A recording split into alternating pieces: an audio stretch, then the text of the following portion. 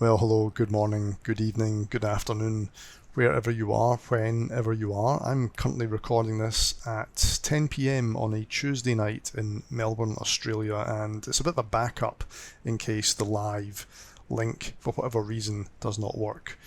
So hopefully you're not watching this video and I'm speaking to you live, but if you are watching it, then obviously something has gone a little bit wrong, so apologies for that. Hopefully this recording will do just as well. So my name is Les Jackson, and today I'm going to be talking about distributing webhooks with .NET and Azure. And more correctly, it's really about consuming lots of webhooks using Azure and .NET. So just a little bit about me for those of you that don't know who I am, which is probably most of you. So my day job, I work for a company called Marketplacer, which is a medium-sized Australian e-commerce company. You've probably never heard of us. We sit in the background, okay, we power lots of other online marketplaces, so you've probably not heard of us, but you may have heard, but you will have heard of a lot of the marketplaces that we drive, and I'll talk a bit more about Marketplace in just a bit, as we're going to be using that to generate webhooks today. And yes, today's presentation, there's some slideware of course, but it's mainly a practical demo on how you can do this stuff with Azure and .NET.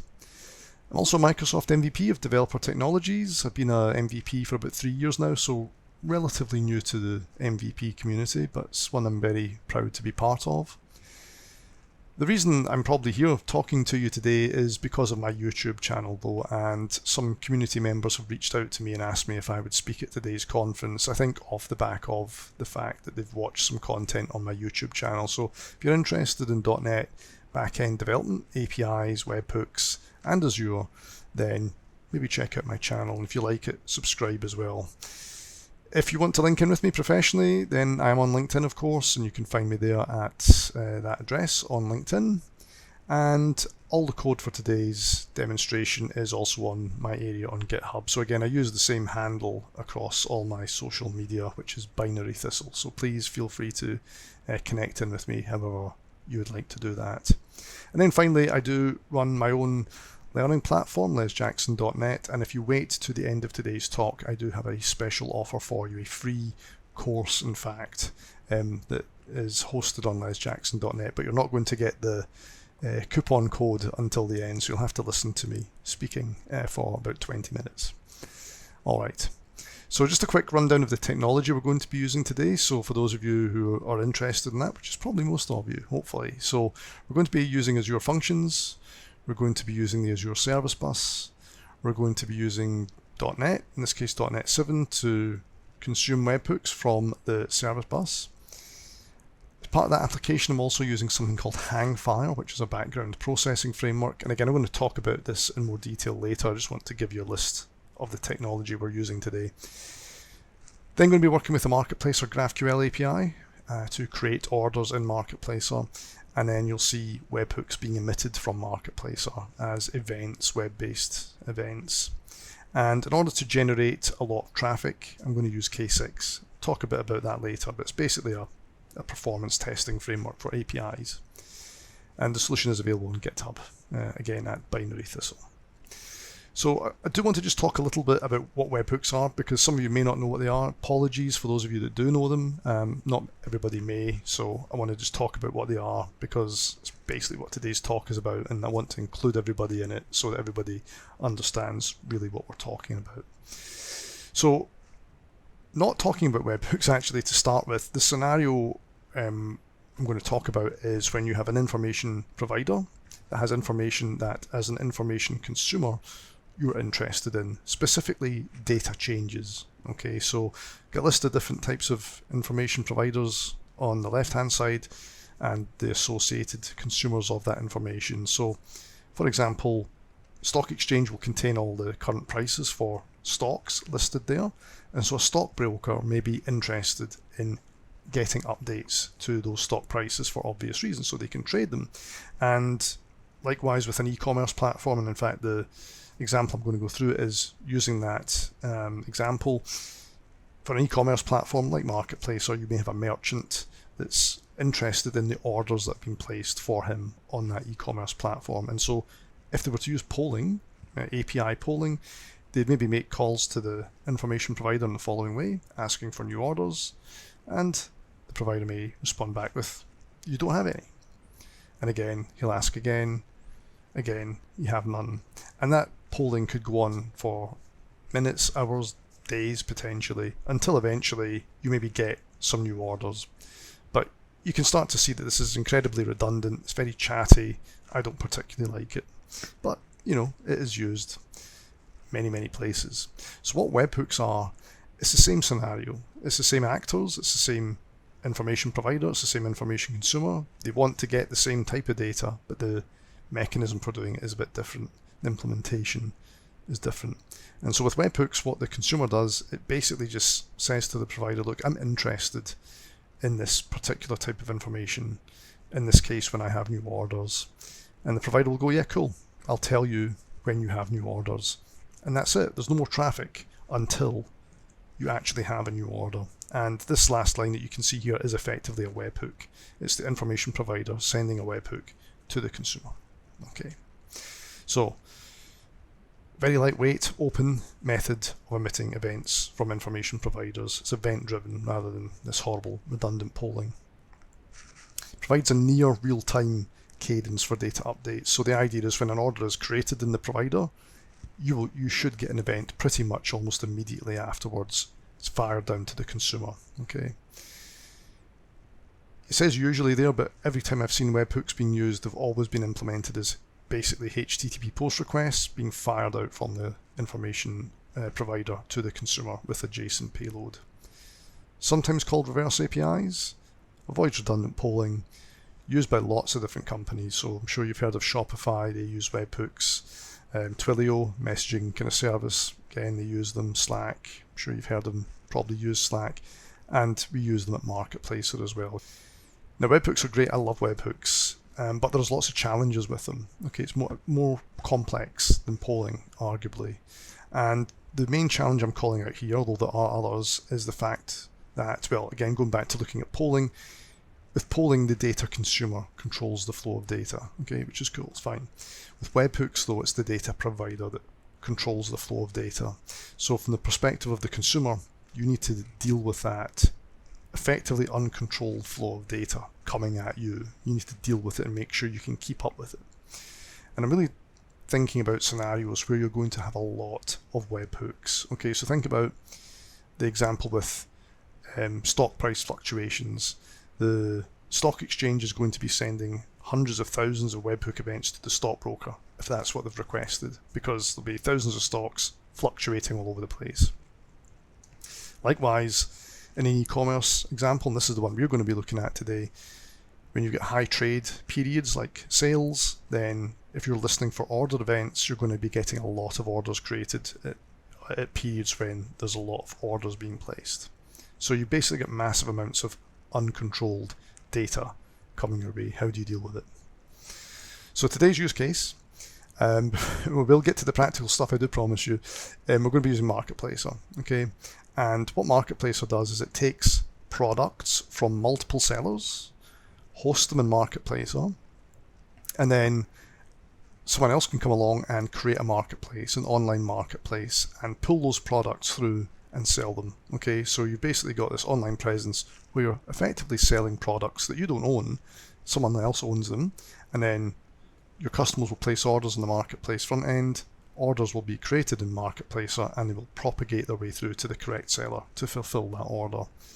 So basically what we're going to do is we're going to create lots of orders in Marketplacer, which will then create lots of webhooks. So the way we're going to do that is by using the Marketplacer GraphQL API to create an order, and usually it would be generated from the web front end. But because I want to create lots of orders, I'm going to use a framework called K6 to generate lots of calls to our API to create lots of orders. Okay, that's what K6 does. It's a stress testing framework. Fantastic.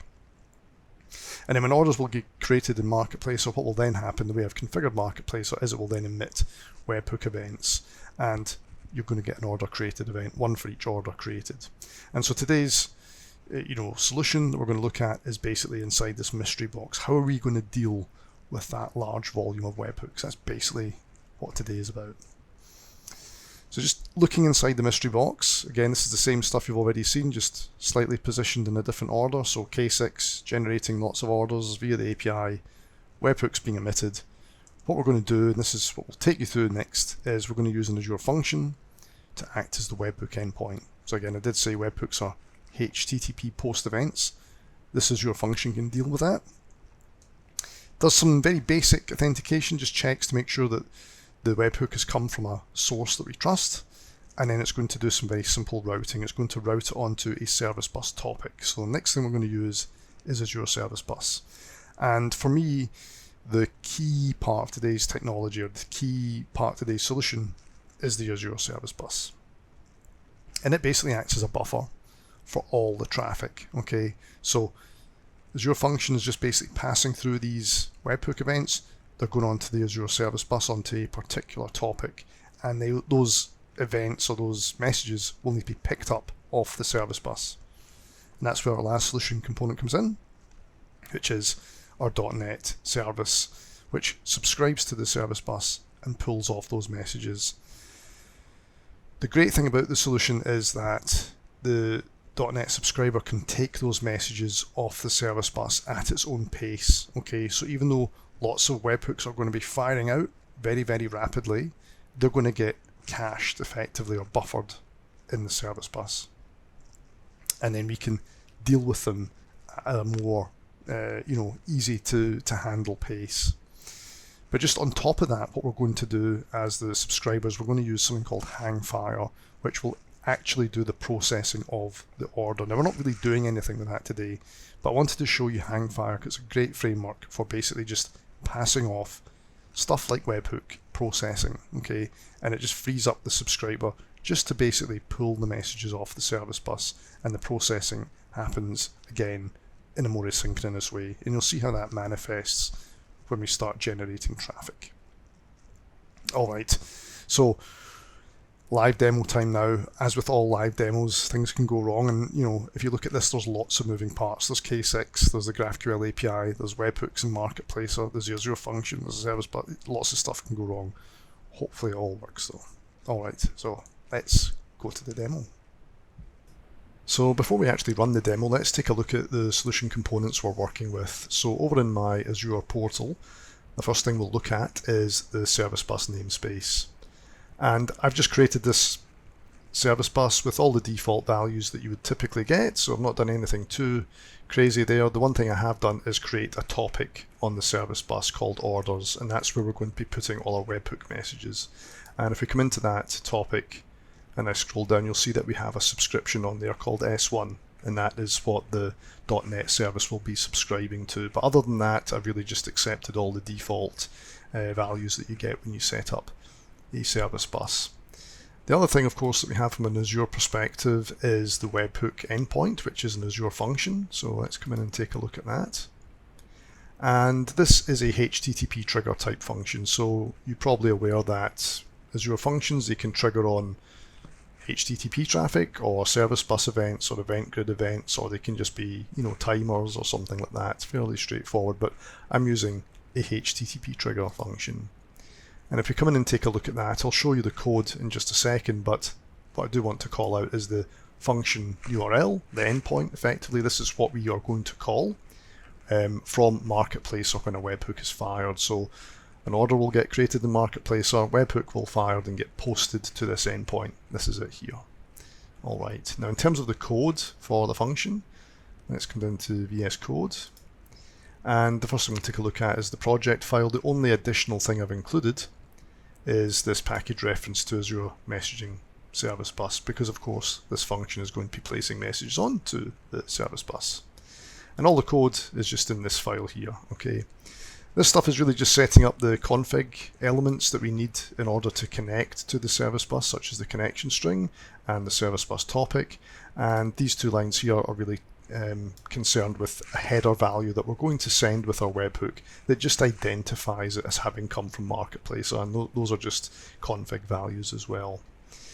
Down here, this is the main function. It responds to a post event, and basically this part here just validates the header that I was talking about, and if it's not a valid header, then we just respond back and say the auth header validation has failed. We still return with a 200 OK result though. Okay, and there's a reason why I do that, which I might cover later, but that's what I'm doing here. Assuming that is not the case and it does pass, then basically we just want to post the webhook data onto the message bus. And all I'm doing here is stripping out the headers from the request and getting the body from the request and packaging it into this data transfer object here. Very, very simple object, 2 properties, that's all. Okay. And then we just create a client to our service bus, and this is basically just concerned with placing that message onto our service bus, and then we return a 200 OK that we have accepted the webhook and we've placed it onto the service bus, and that's all this function does. And then the last, well actually it's not the last component, but we'll take a look at the webhook processor. So this is the .NET service that subscribes to the service bus and takes those messages from the service bus. In terms of the project file itself, you can see all the package references are included. So we've got, again, Azure Messaging Service Bus, Hangfire Core, which is the background processing framework we're using, Hangfire Memory Storage. So Hangfire recommends, and as do I, that if you're using it, then you use a persistent storage layer. So any background jobs that you want to get processed would actually be stored. So if your service fails and it recovers, those jobs are still there. I'm just using it in memory storage because I didn't want to deal with doing that, and it's easier to set up for a demo as well. And we're using the final package reference, which is just some dependency injection stuff. Over on our program CS file, again, this is just a console app, so it's pretty straightforward. This is just getting our configuration from our app settings development JSON file. This is setting up Hangfire storage, so we're saying we're using it in memory storage. Down here, we're just setting up our connection to our service bus subscription, so we're going to subscribe to that. We're writing out some fancy stuff to the screen, which you'll see when we run it up. This is basically the message handler that will trigger or will be called when we receive a new message on the service bus. Okay, so we increment a counter, pretty simple. We write a message out to the screen saying we've received a webhook. This is Hangfire. This is how simple it is. You basically say you want to enqueue a background job, and the background job is stored in this class here, process webhook. And if you come and take a look at that class, this is it. So we're not really doing anything in terms of processing the webhook, but it would be in here that you would do all your clever stuff, such as orchestrating with other services and calling other APIs and things like that. All I'm doing is I'm just sleeping the process for 3 seconds, so it makes it look like it's doing something really clever, and I'm writing out to the screen that we then process the webhook. Okay, so this is where you would do some clever stuff. I don't want to do that for today's demo, but all this is doing is just placing it on the background job queue. Okay, that's it. That's how simple Hangfire is, but it's so incredibly powerful. I absolutely love it. And then finally, we clear down the message from the message queue to say that we've received it. We've got an error handler here.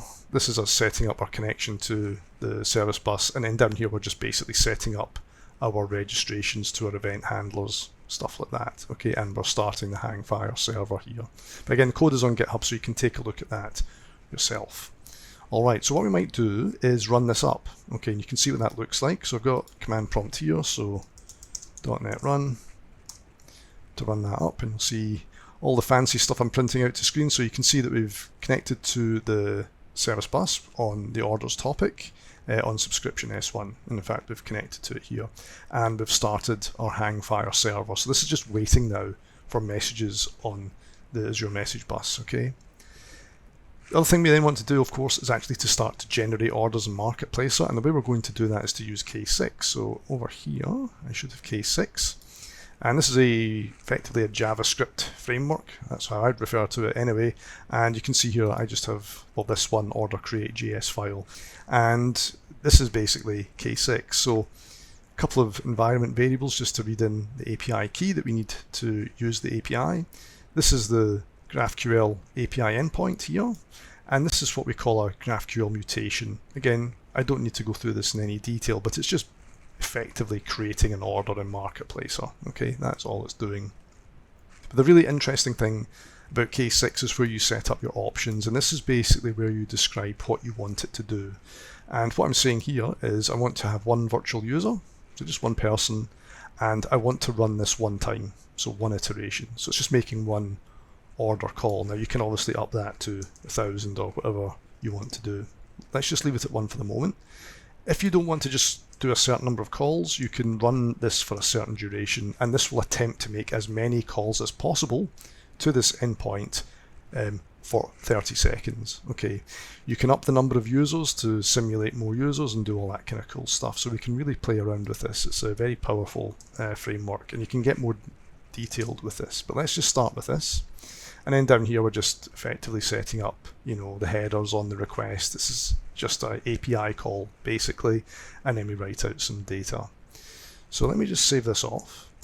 And all things being equal, if we run this now, it will make one order create call and create an order marketplace, fire off a webhook request, which should get intercepted down here. So just do a quick directory listing to remind me what the file is called, and to run it, it's k6 run, and then just the name of the file.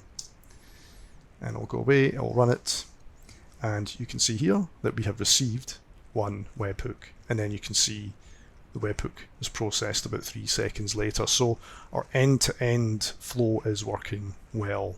And you can see this is just the output from K6. You can see we had one iteration.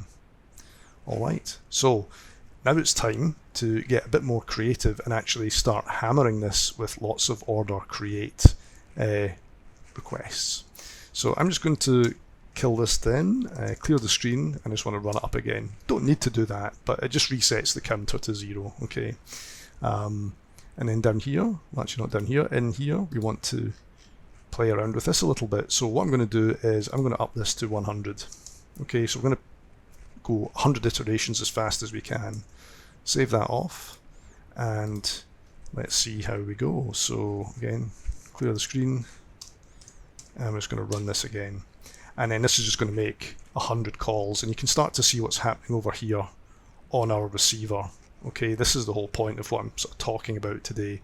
You can see we're receiving stuff, and then things are being processed asynchronously as and when Hangfire gets round to doing it. And hopefully what we should see here is that we will have 100 successfully created orders, and down at our processor we will have 100 successfully processed webhooks. And you can just see them coming through. And of course we could, I'm just running this on my local machine, we could really hammer this in a much more ferocious way.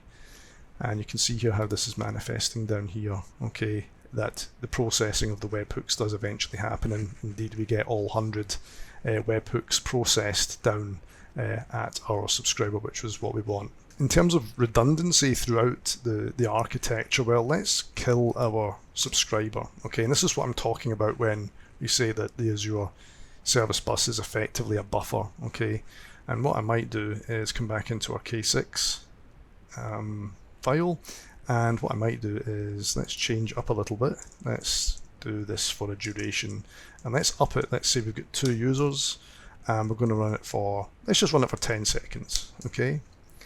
And what this means, we're going to have 2 virtual users firing order requests for a duration of 10 seconds. I'm sure you get it now.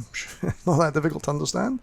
And we'll come back over here, and again, just to remind you, this is not running. Okay, so what we might do, actually, well, remember, is come over here and let's take a look at our service bus and just see what's going on with that. Okay. So you can see we've had some activity here. If we then start running K6, clear this down, and we'll start running, it's just going to hammer in again as many order creates as possible with 2 users over 10 seconds. And at the end of this, we should see how many orders were created. Okay, so you can see we had 36 iterations. Okay, so that's an average of 18 orders every 10 seconds is being hammered in. Again, the hardware I'm running on is not particularly amazing, but that's what it did. So what we now have is orders created in Marketplace, or webhooks have been fired out, but our service was down. Okay, it's not running. Does that mean we've then lost our webhook messages? Of course not. That's the whole point of the redundancy. When we run this up now, you'll see what happens. It just goes to the service bus and pulls down the messages, so we have that nice degree of redundancy that we would expect.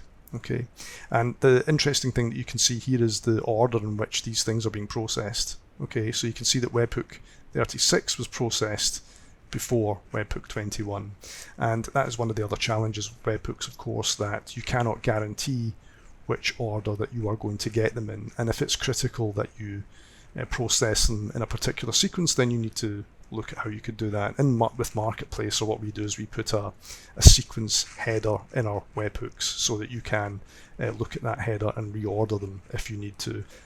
Alright, so that is basically the end of our demo, and I just have one more thing to say before I finish up.